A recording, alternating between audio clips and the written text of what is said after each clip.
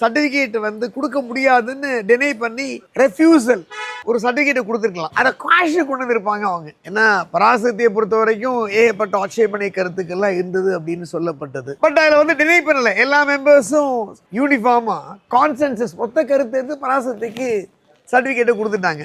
ஜனநாயகன் இப்ப விஜய் அவர் ஒரு பார்ட்டியோட லீடரா இருக்காரு. கரூர் சம்பவம் இதெல்லாம் மக்கள் மனதில் ஏன் இஷ்யூ பண்றாங்க? இல்ல மத்திய அரசுடைய ஹேண்ட் இருக்கா?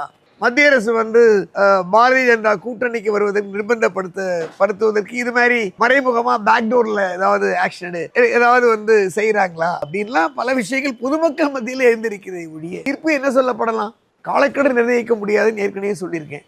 விரைவாக மறு ஆய்வு செய்து ஆட்சேபனைக்குரிய விஷயங்கள் what ever it may be censor board என்னென்ன சொல்லி இருக்கிறதோ அதை எல்லாத்தையுமே ரிமூவ் பண்ணி டெலீட் பண்ணிட்டு மறுபடியும் அந்த படத்தை சமர்ப்பித்தாங்கன்னா நீங்க விரைந்து சர்டிபிகேட் கொடுப்பதற்கு பணம் செய்யுங்க அப்படின்னு ஒரு ரிட் ஆஃப் மேண்டமஸ் கொடுக்கலாம்.